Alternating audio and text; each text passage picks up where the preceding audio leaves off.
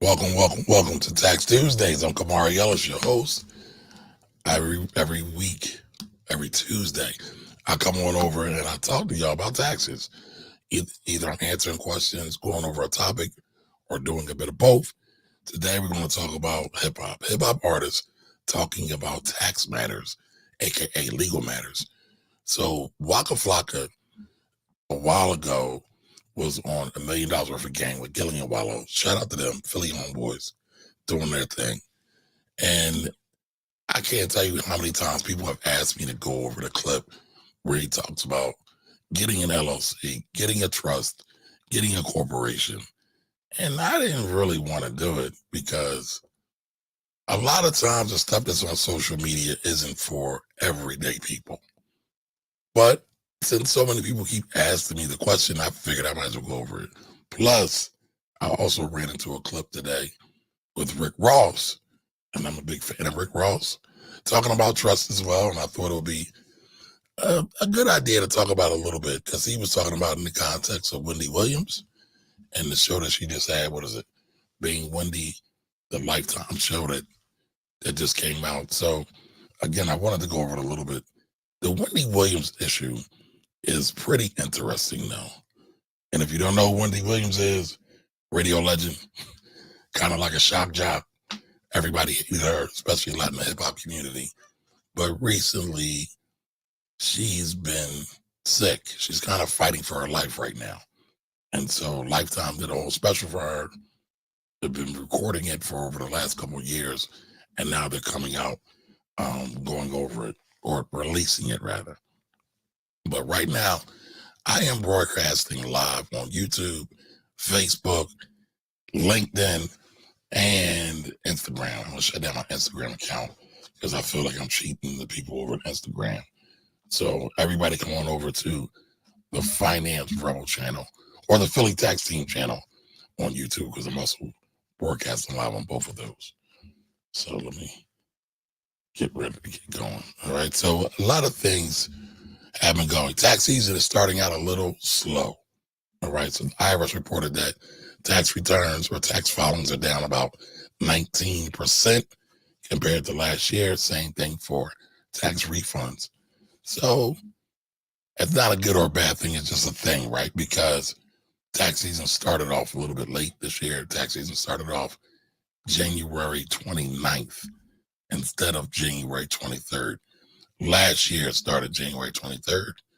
This year it started January 29th. So we had about a week that was a little short, right? So maybe that's why things are a little bit off. And somebody said something really fucked this up today and that I brainwashed us. thought It was really fucked this up interesting. and brainwashed us Oops, because messed that up.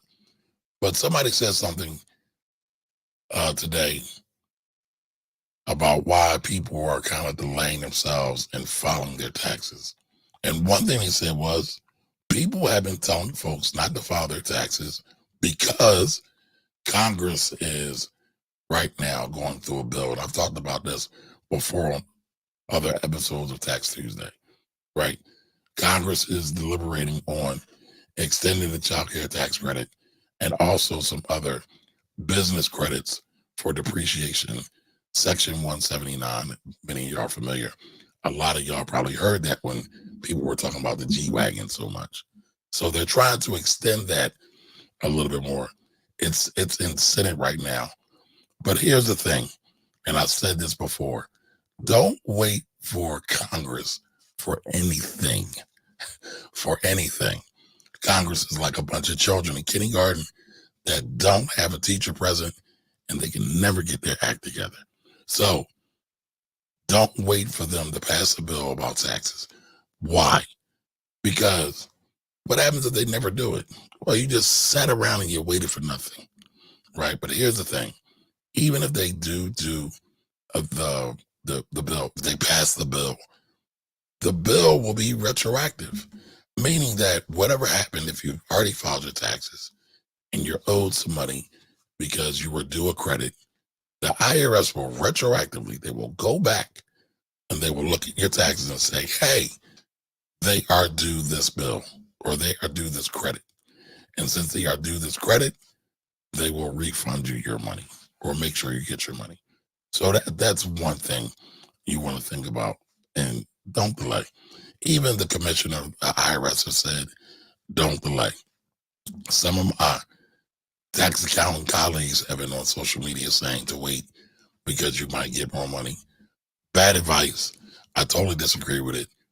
Just file your taxes, get it out of the way, as you never know what's going to happen. By the way, they keep rolling this government shutdown thing down the hill, allegedly, right? We don't know when that's going to come into play. So then what happens if the IRS has to shut down? Because when the government shuts down, the IRS shuts down with the exception of essential personnel. Well, for the most part, it kind of comes to a halt. So I wouldn't wait for any bill to pass, all right? Don't wait.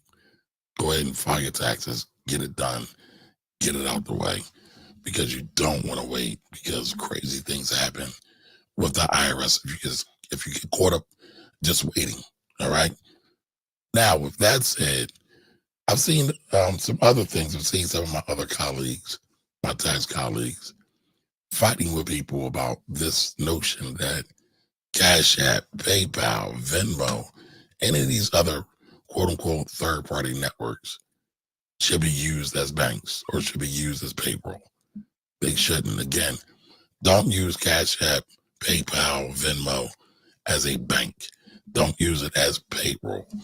It's a tool, right? You can receive money with it. And yes, you can pay money out with it, but you should never get confused in your mind that this is a bank. And yes, I know many of them accept direct deposits.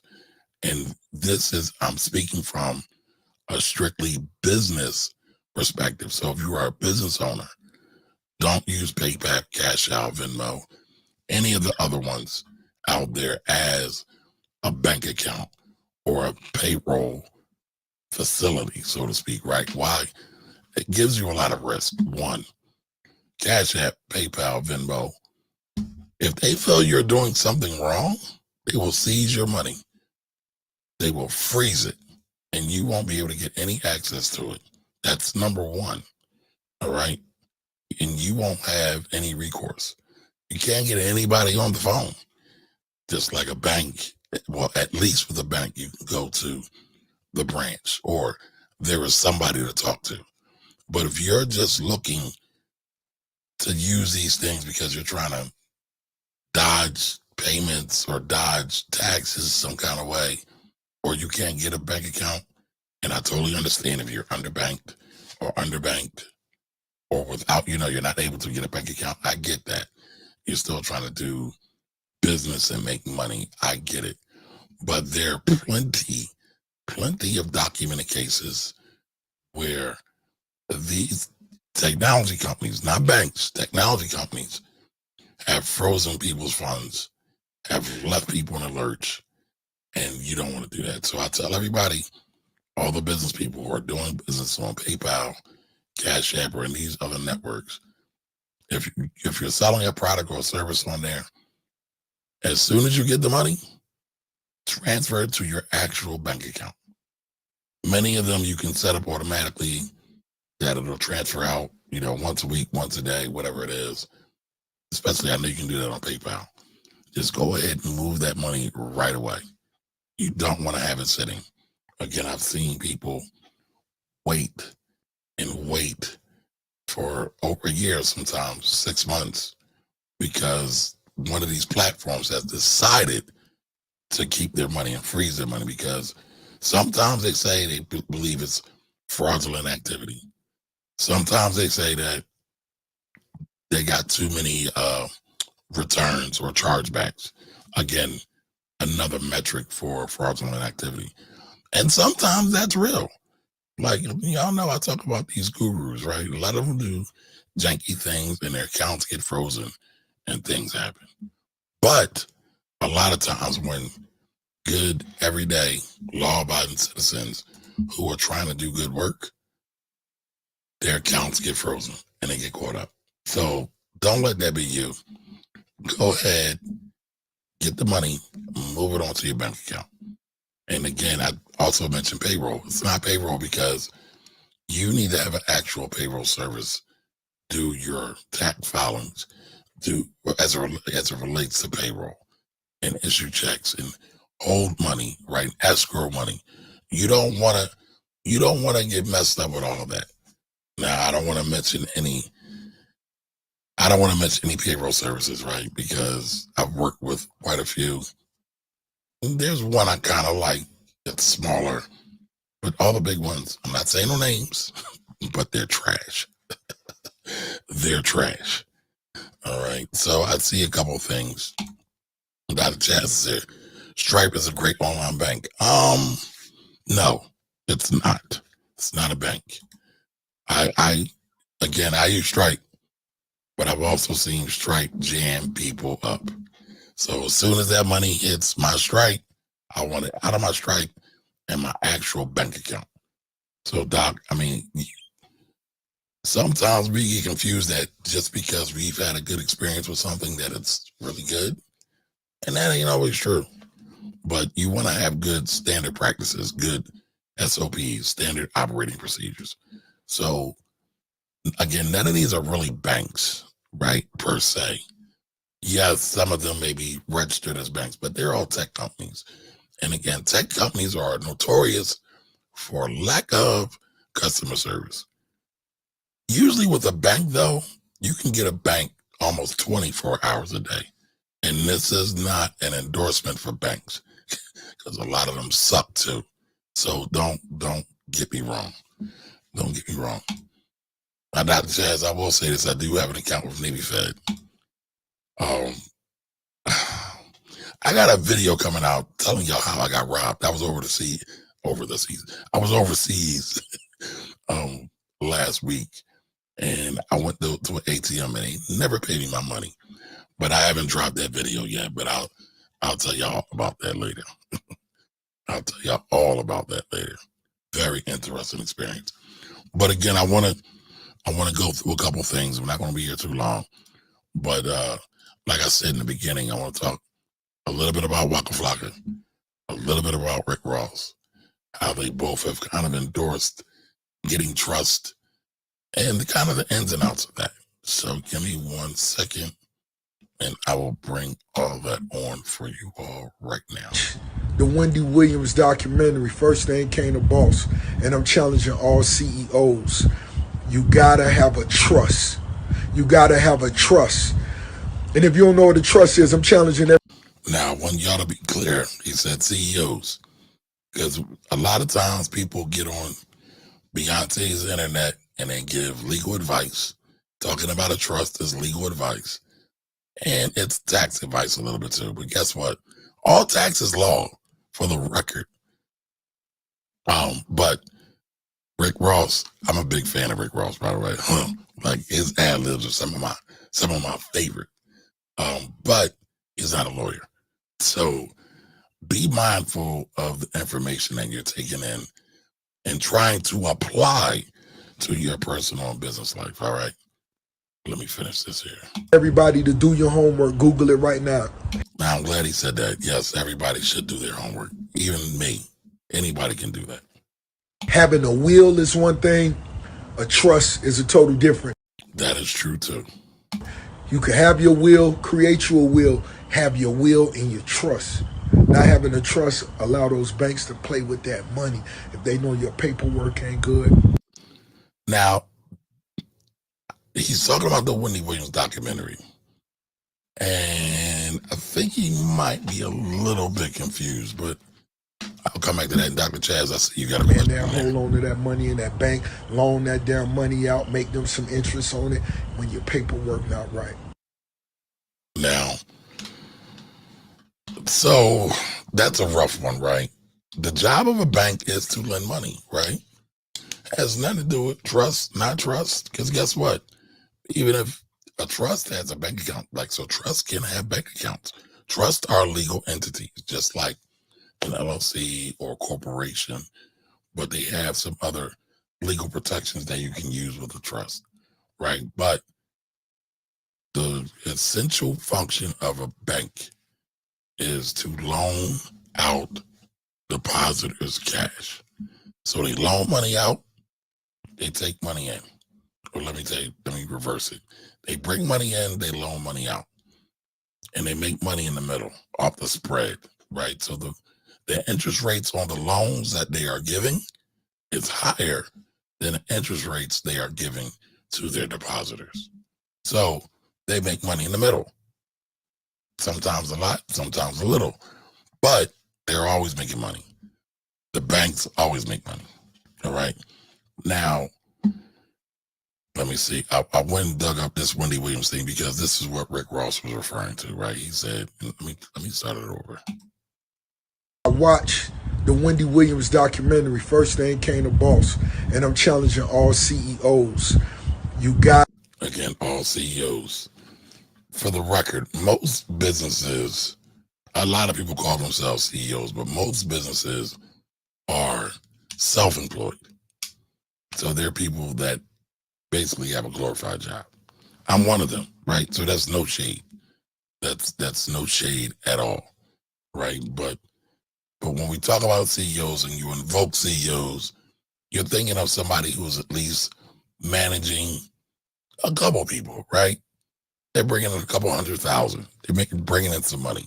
They tend to have more assets than your typical employee. When I think of CEO, I'm thinking of Warren Buffett. I'm thinking about Jamie Dimon. I'm thinking about some of the others at some of the other bigger companies, right? Rick Ross is always talking about he's the boss, Ricky Ross, right? So with him making this endorsement, it's putting people in the mindset and talking about people who are making money, allegedly. But we all know when we look at the data, most people ain't making money. And a lot of people that are on social media are lying. So keep that in mind. But he started talking about Wendy Williams. So I said, all right, I'm going to go down a rabbit hole just a little bit and look up what he's talking about, because I didn't watch it. But I've been loosely like seeing stuff because everybody's been kind of talking about Wendy and wishing Wendy well, because she's not looking the best right now, y'all. She's not. But I pulled up this article from the New York Times, right? Remember, research is important. So here it talks about in 2022, Williams Bank, Wells Fargo froze her accounts amid questions about large withdrawals and filed a petition for temporary financial guardianship. So what is guardianship, right? Guardianship happens because, by the way, I kind of have experience in this. Guardianships usually happen when people don't have anybody to look after their affairs and their money, and they might not have all their financial and or physical faculties, right? They may be a little intellectually challenged. They might be physically challenged in some way, shape, or form. And so they need somebody else to come and intervene for them because they want to make sure they're not being taken advantage of. And if you've seen some of the stuff going on with Wendy, I don't even follow it that much. You can kind of see where they're coming from with that. So I went down this rabbit hole. I started at the New York Times. Then I wound up on People magazine.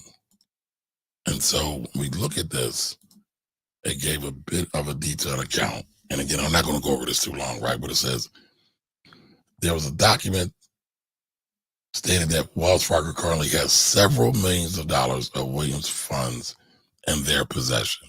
All right. The bank and its filings to the court. So again, it's not just some random act of saying, I'm going to take over Wendy Williams' money. All right. So the bank in its filings to the court said that it froze the funds because Wells Fargo has a strong reason to believe that Williams is the victim of undue influence and financial exploitation. It does not specify who or what is exploiting or unduly influencing Wendy. It says it reached that conclusion based on reports that the financial advisor who was recently witnessed telltale signs of exploitation, including Williams alone expressed apprehensions. It says it also relied on reports from other independent third parties to know Wendy Williams well insured will share these concerns. Will share these concerns, excuse me, y'all. So this wasn't just some made up fictional thing that she might be exploited. By the way, when I was in the DR, one of my accounts was frozen because I was withdrawing money and internationally. So banks will intercede on their clients' behalf to make sure that they're not exploited, right? I mean, that's good stewardship. I mean, many of you all who are in the audience, tell me, if you knew one of your friends or your family members were being exploited, wouldn't you try to protect them? Type in the chat if you would try to protect them. Let me know. Yes or no. And so when you go back to Rick Ross talking about getting a trust because the people, the banks, he said the banks were playing with our money. Well, that's not entirely true, right? Because they were looking to protect the money, not necessarily take the money and then just loan the money, because they're loaning the money anyway, right? That's the function of a bank. And when you understand reserve banking and fractional banking, Wendy Williams, a couple millions of dollars is really going to make that big of a difference. Not to belittle her money. I would switch bank accounts with her in a heartbeat. But it's not that simple, right? That's an oversimplification in the way you said it. And I get it. We talking sound bites these days. A lot of people don't have, a lot of people really don't understand a lot of these issues. And so they will take what Rick Ross says or what many other celebrities say, even though celebrities have been known to get ripped off because they lack a certain level of financial sophistication many times. And so I would say that this is a little bit different story, right? When he has money, when he was making money, and it was made some reports that some money went to her son, made some withdrawals from the account. It was clear. It was cleared by Wendy allegedly, right? And a nephew that's involved as well. And so it was more of a mix-up. It was more of a mix-up than actually, well, I won't say a mix-up, because again, they went to court and filed these papers, but they didn't do a lot of things to have her affairs in order. So she wouldn't have to worry about that, or her son wouldn't have to worry about that. And those are some of the things you need to put in place when you're looking at the person's money. You might need to get power of attorney. You might need to have, a lot of things notarized. Those are some of the things you have to do when you're helping to manage other people's money. And listen, when you're managing other people's money, it's best to be very cautious and a bit conservative. Not a bit, a lot of conservative. Should be very conservative when you're managing other people's money, because you always want to be above reproach, right? Well, nope, let me take that back. Nobody's above reproach, right? But when it's time to review the things and audit the things, you want to be bulletproof.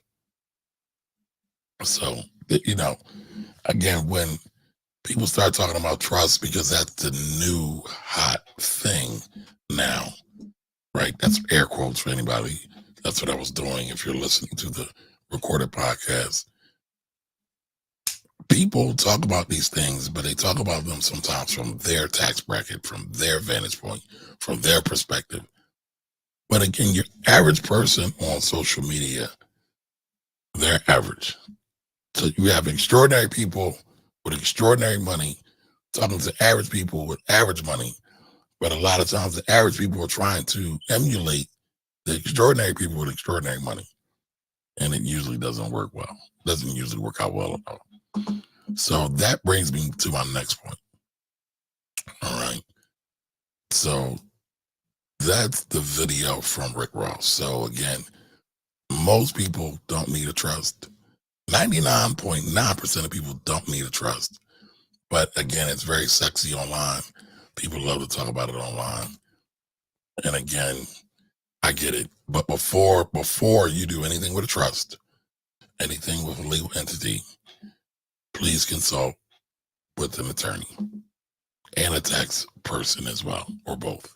All right. But moving on to this next clip I wanted to show you all. This is WakaFlack talking about other financial transactions. Stop putting everything in your name, create a business, an LLC, put everything in your LLC. And open up a C Corp. And if you don't know these, you need to figure these out. I'm telling you the names. Get a C Corp to run an LLC. If you want to make it even deeper, go get a trust fund and run a corp that runs the LLC. You want to get even deeper, own 2 trust funds for your business and your person to run that trust that runs all the business. It can get deep, my guy. Absolutely. And Donald Trump actually showed me that method. That's how he did it. And Donald Trump actually showed me the method. The guy who's been convicted of tax fraud showed him the method. But okay, cool. And I mean, when ProPublica and the IRS whistleblower, if you want to call him that, broke out, shared all of Donald Trump's information, he indeed did have a lot of LLCs. He did indeed have a lot of LLCs. They didn't share any trust, but they shared a boatload of LLCs. I did go through a lot of those reportings. I never brought it to you all because I never felt like I could present it in a simple enough way, understandable enough way. I might come back and do it later. And I also didn't have a whole lot of time to go through everything. I went through a lot of it though. But again, WakaFlack, right? He's talking about Donald Trump, who was an alleged billionaire, who's now on the hook for like 400 or 500 million. So he's potentially going to lose a lot of that money. I don't know if he's going to lose billionaire status, but these are people with me. For all of y'all who don't know what WakaFlack is a very famous, very well established, very successful hip hop artist from Atlanta, right? If you know, I Go Hard in the Paint, right? That's a song he did. It's very famous. He tours a lot, like Waka does very well for himself. But when people see this and he says, oh, I need a trust, I need a corporation. My son sent me this over a year ago. My son's nowhere near ready for this. Most of my clients are nowhere near ready for this. Most people are nowhere near ready for this. Most people, I mean, everybody's talking about LLC. Most people don't even need an LLC. Most people don't even know what an LLC does. Many people think an LLC does tax. It has tax benefits. Most of the LLCs that are created are what's called solo member LLCs. It's when, let's say me, Kamari, I might create the Finance Rebel LLC to then monetize my platform that I consider as education. So this is my educational business that I put out. And so maybe I make money off of ads and classes and other things. I don't get any tax benefits from it. The same tax benefits I get as an individual, as just Kamari Ellis, I get as the Finance Rebel LLC. Why? The IRS doesn't care about LLCs. LLCs are tools. They're entities. They're tools for legal liability protection. They're there to protect your butt if you get sued. And they're there to protect and separate your personal assets from any business assets you might have. They're not there. They're not there for tax benefits, so to speak.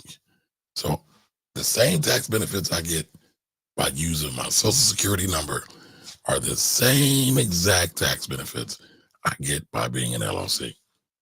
So a lot of times people will go spend money and they'll pay all these, what I like to call LLC mills, corporation mills, trust mills. Basically, people just push the paperwork. They'll charge you some money to do it. They'll register them with the state. And then they'll send you a pretty binder. And then, poof, you got an LLC. But most people don't have any idea how to run an LLC. They're not doing any bookkeeping. They're not thinking about insurance. They're not thinking about what you need to do to have employees, or if you can indeed have employees. A lot of times, they're not thinking about any of that, none of that. So when you want to start thinking about entities, right? You're making money, you have some assets, you want to then, protect them. Cool. But start looking at it. If you're not making any money, meaning you're not making any profits, meaning that once you buy your goods or services to then resell, right? There's nothing left over. Y'all probably all noticed by now I'm a big Wire fan, right?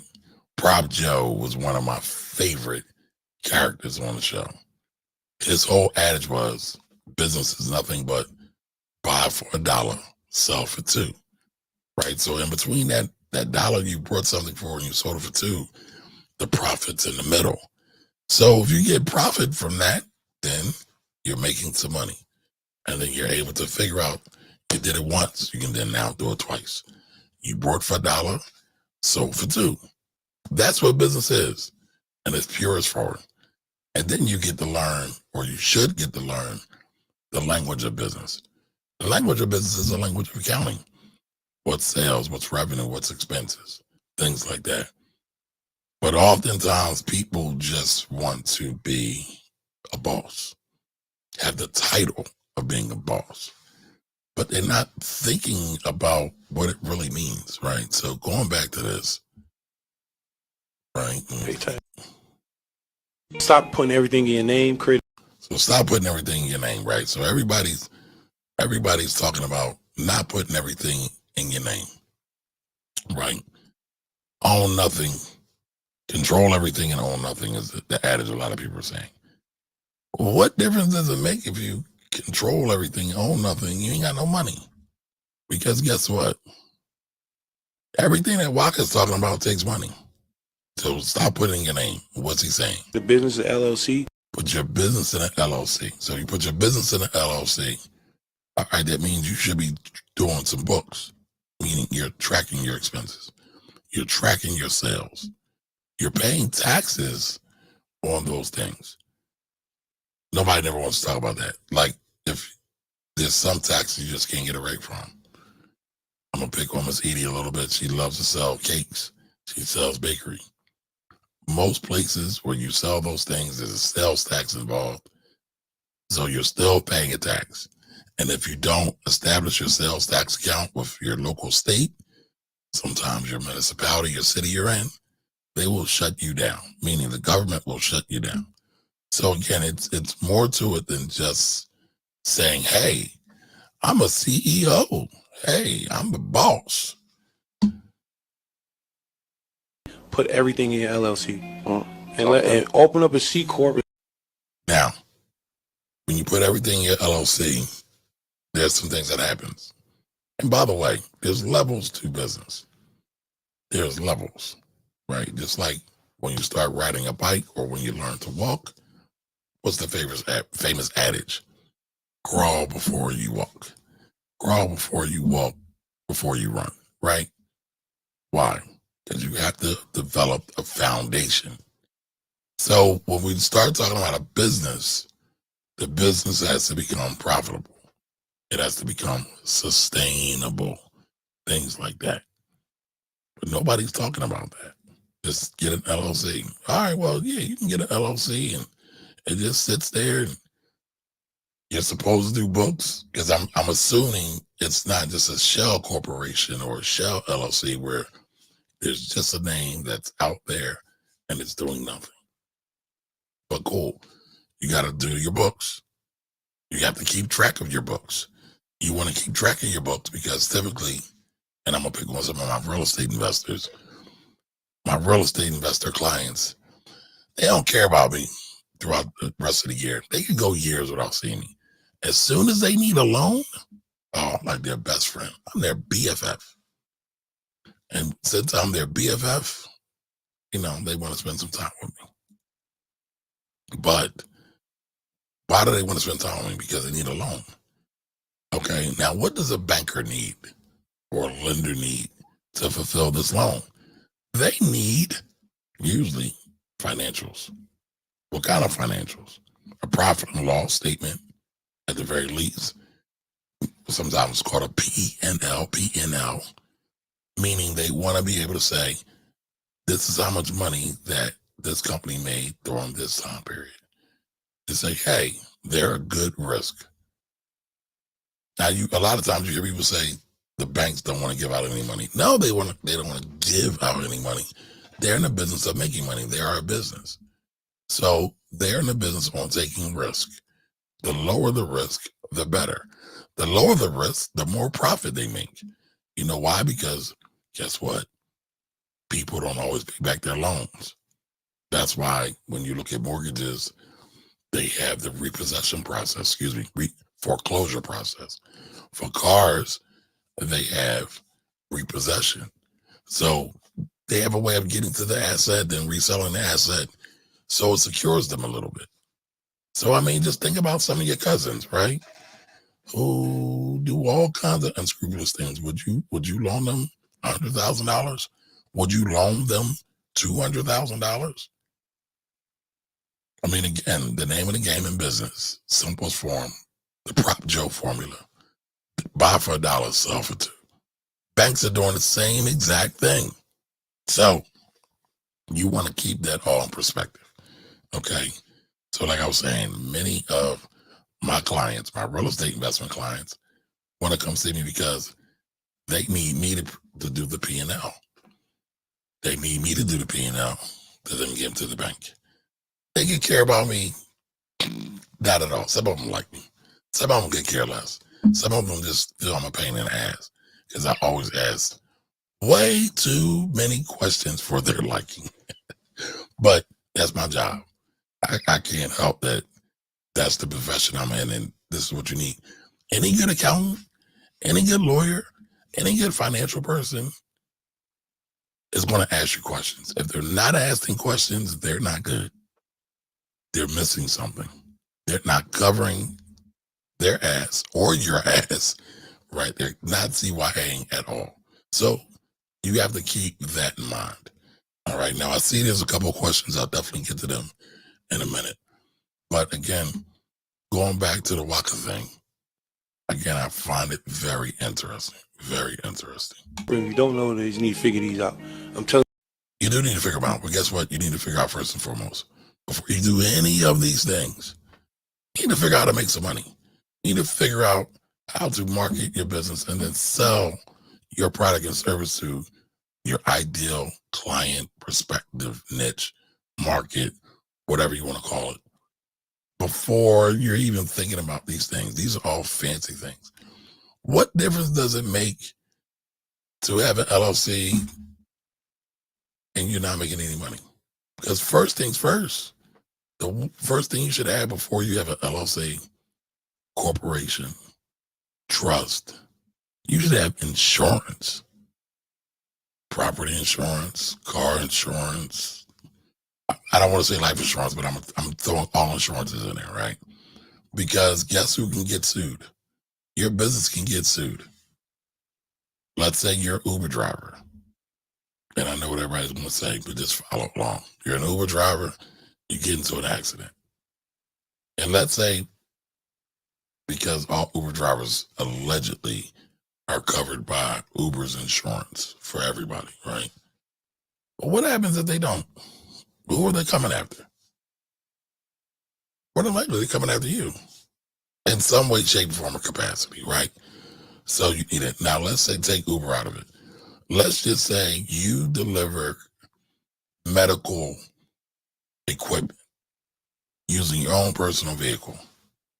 Anytime you use your own personal vehicle, when it's in commercial use, it is a business. A lot of times your insurance companies will deem your vehicle as a business, or you're conducting commerce when you're using your car for business. Sometimes they look at it a little funny. So double check. It makes sense to double check. But again, all those things need to be put in place before you're thinking about LLC, S Corp, C Corp, trust, all of that. Now, I'm not mad at Waka. I'm not mad at Rick Ross. Because again, these are extraordinary people that make extraordinary money. So that's their mindset. It's up for you, the public, the consuming audience, because you're consuming something that they are creating to differentiate and discern what is for you and what's not for you. But sadly, discernment is a thing of fiction for a lot of people. Need the names. Get a C corp to run an LLC. All right, now I'm talking about getting a C corp to then run the LLC. Sounds like a whole lot of bookkeeping. He mentioned bookkeeping at all. Who's tracking the money going from the LLC to the S corp or C corp? Who's tracking the C corp money going to the LLC? How are you keeping this all intact? It just sounds cool. It sounds fly. It sounds funny.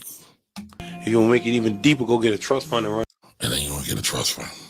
I can't tell you how many people are asking about trust funds. It's driving me crazy. But I get it. But know this and know this well. Trust funds, taxes are more than your average individual. Trust me, it gets expensive real quick.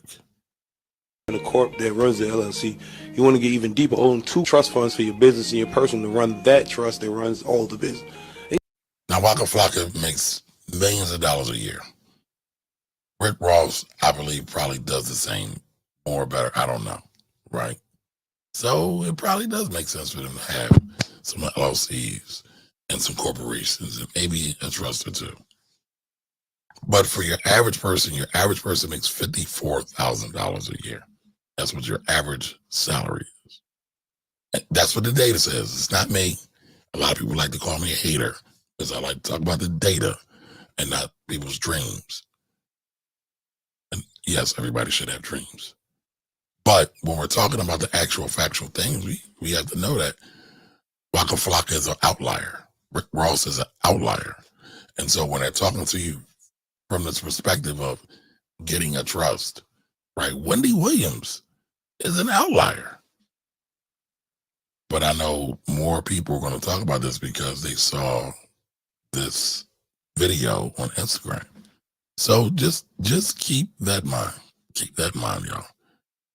Now, I'm not going to stay on too long, but I do want to answer the questions. I promised I would answer the questions. And I think Dr. Chaz is up first. All right, so thank you for the question, ma'am. All right. And I see there was a couple other things in the chat. I'll come back to them. All right, can I talk about owner's draw? What is owner's draw? Owner's draw is money that a business owner makes, typically a sole proprietor. He bought something for $1, he sold it for $2. He did it 100 times. So he's got $200.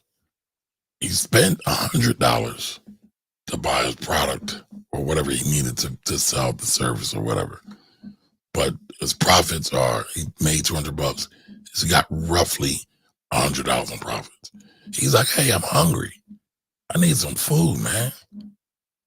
So I'm going to tell him, go to the bank, write yourself a check, write on the check. And let's say I'm the guy and write myself a check. Write on a check, Kamari Ellis. In the memo section, write owner's draw. Now, guess what? Checks are pretty much dead. Nobody's really using checks anymore. How many of y'all are using checks? Tell me that in the chat. How many of y'all are using checks? Still using checks, right? So many of us aren't using checks. So you can take the money out of your business account with the ATM. You can transfer the money into a Cash App, a PayPal, one of those, which I just told y'all, take it out businesses, right? Not personal. Because a lot of y'all have debit cards that are attached to these accounts. So you can take the money out of your account. That's owner's draw. Yes, ultimately you will pay tax on your owner's draw. But that's as simple as it is. A lot of people get caught up in like, how do I pay myself? It's not really a hard it's not a hard concept. Take the money out of your account. What you feel you need. Don't take it all out. I don't know what you'll need, right? But take it all out. Not all, excuse me. Take out what you need. Get some food, put gas in the car. If you need to get a new shirt or a new pair of pants or some stocks or some drawers, get those too. Continue to live your life. But guess what? You shouldn't take all your money out of your business account, because your business still needs to survive. It needs to sustain itself. So those are the things you got to think about. All right, Dr. Chaz, if you're still here, or when you come back, let me know if that answers your question. All right. Let's see here. So, some people have dropped in. Okay. So welcome. If you are just now joining, you don't know me from a can of paint, and you're like, who's this weird guy with this weird voice? My name is Kamari Ellis. I've been a tax and investment advisor for over 35 years. I'm an enrolled agent, and I'm a tax accountant now, and I have a business named the Philly Tax Team. And so I help a lot of my clients solve their IRS, the tax issues. I have a lot of clients where I help them with tax strategy and tax planning. And I have a lot of clients where I simply prepare their tax returns so they can stay in compliance. All right. Meaning, when I say stay in compliance, stay out of trouble with the IRS, basically. All right. So, Ms. Edith, all right, I think I spoke to you already, but on to you. That Chaz is here. All right. Yes. Great advice. Don't use it as a bank. Please don't. A lot of people have gotten jammed. All right. I believe I talked about this earlier. Yeah, PayPal will jam you up to. All of them will. Hey, Angela. How you doing? Welcome. All right. Thunder's in the building. Oops, I jumped over. Yes, and WakaFlack is Miss Deb's son. I'm a big hip hop head. If you know, you know who that is. What's up, Thunder? How you doing, brother? All right. Thunder has a question. Do you still have your old videos available? If we want to watch them again, explain dollar cost averaging or dividend reinvesting. All right, so Thunder, I'm going to table this until tomorrow for tomorrow's Finance Rebel show, only because today is Tax Tuesday, and I'm only talking tax today. I'm going to make a concerted effort this year to talk more about tax, because taxes are the foundation of wealth. Whether you pay too much in taxes or pay too little in taxes, it all matters. So I want to make more of a concerted effort to talk more about taxes, the nuance of it, and talk about the day-to-day, applicable things. I'm not the most exciting guy, but just trying to make it real for y'all. All right. Someone Edith says Proposition Joe loved The Wire as well. That was a good show. Yes, it was. I'm still watching now. All right, Jigga 1017, how you doing? Welcome. All right, so it says this reminds me of the early 2000s when every hood cat was a CEO of a record or production company with no artist. Yes. With no artist, production equipment, etc., LLC and trust every place. Those two words that sound good. Well, listen, I think the LLC, the trust, the corporations, even all the other nonsense is going. I call it digital crack. I was raised in the crack era. It definitely had a tremendous impact on my life. But what I see now is people peddling stuff that makes people feel good. I mean, honestly, a lot of us need to take a break off social media just for our mental health, because a lot of us get caught up in all the flashy things, all the lifestyles, all the performances, right? Because to me, social media is nothing but a bunch of performers. They're all actors. De Niro's in practice. That's a Jay-Z line, by the way. But I find it really applicable for social media. Conrad, what up, Conrad? Do you only do business in Pennsylvania? No, sir, I do not. I have clients all across the country and a couple across seas. So being an enrolled agent allows me to do business with all 50 states, some of the territories, and even with some expats or U.S. citizens who work abroad who have tax issues. But these are all things folks have to really think about when it comes to business. So any other questions? Now, I did eat tonight. It's Taco Tuesday. It's Tax Tuesday. Tuesday probably is my favorite day. Now, let's see. Any other questions? Feel free. Feel free. Now, remember, I will be back tomorrow, 8 p.m. ish. Listen, just subscribe to the channel and set your alerts. But I'll be here. I'll be here. All right. I don't see any other questions. All right. So I have one more thing, and I'm going to be done for this evening. There was something I saw that I was really impressed by a guy by the name of Kev on Stage. He's a comedian, does a lot of social media commentary. And he did this, and I was impressed by it. And I think it's something that we all should be considering. So as I get ready to get out of here, everybody, I want you all to know that it's tax season. Make sure you get your taxes done now, ahead of time. Don't wait. Don't delay. And don't play with the IRS. All right. A lot of people get confused. They think you got to pay. If you owe taxes, you got to pay it all as soon as you get it. I'm talking with my daughter now, my college age daughter.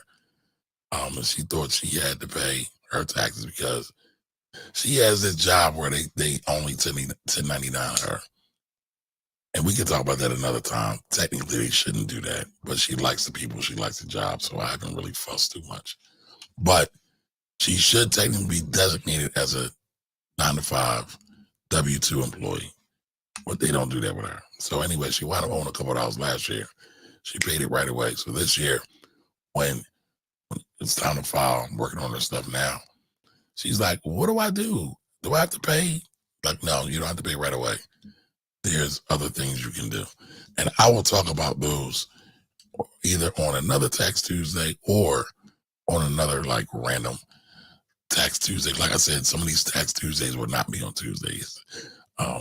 So I'll talk about that at another time. But there are plenty of things that people can do. Don't panic if you have problems with the IRS. By the way, this whole Fresh Start initiative, if you owe more than $10,000 to the IRS has started this new program called the Fresh Start Initiative. Bullshit.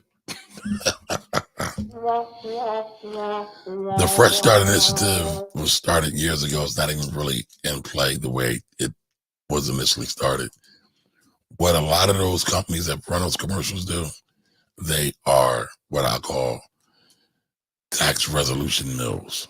So they're just trying to get as many bodies in the door, get as many deposits in the door. And a lot of times the people don't get what they think they're going to get. So be careful about that. But the best way to stay out of trouble with the IRS, pay your tax bills, file your taxes early, and just follow the rules and read your mail. Read your mail. But like I said, I wanted to talk about this, not even talk about it. I wanted to end the night with this last video. So you all have a great night. But watch this. Tell me what you think and leave that in the chat.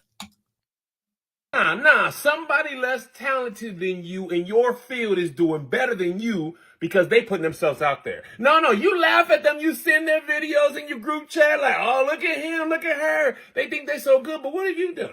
No, what have you done? What's so funny? Where's your stuff at? Where's your stuff at? Why they out there putting themselves out there, doing their best, trying, you laughing, and you're like, look at them, they got that opportunity, and look at you. You're hell. Now what's so funny? Because you're supposed to be so much better than them? Where's the results of your hard work? Where's the fruits of your labor? Where's your 10,000 hours? Since you so much more talented than them and you just deserve your shot, why are they getting stuff you supposed to get if you're more talented than them? Because you ain't working hard? No, what is it? What is it? What is it? Huh? You the best. You the best. But you ain't doing it. And they less talented than you, and they are? Sound crazy to me. Very crazy. So listen, y'all, if you got something, you're good at it, you're working on being great at it, don't be afraid to talk about it. Don't be afraid to share it. Don't be afraid to just go out there and do it for free and let everybody know that you're really dope at whatever product, service, craft that you have. Just let the world know that you got it. Meaning that you put your 10,000 hours in and now you're ready to serve them. All right. So it's all said and done. I'll see y'all back tomorrow and I'll leave y'all with this commercial. What's the deal, party people? Philadelphia's favorite comedian, 2 right here. Just want to tell you, it's that season again. That's right. Tax season is upon us. Don't panic. Don't get stressed. Get you a strong team behind you. That's what I did. I got the Philly tax team behind me. They came in, they explained and organized my finances. They filed my tax returns for up to 3 years. They did everything that we as entertainers are not always paying attention to. Get you a team that will make you a better player. Philly tax team. I'm on it. Get yours.